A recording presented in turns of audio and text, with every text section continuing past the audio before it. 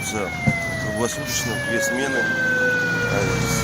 Зима очень обильная, снега много.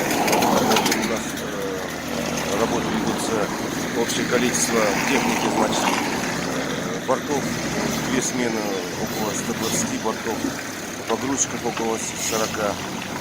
Значит, людей задействовано около 400 человек. На сегодня снега вывезено у нас около 290 тысяч кубов. Снег вывез у нас 2 карьера, это Масань и Балауса.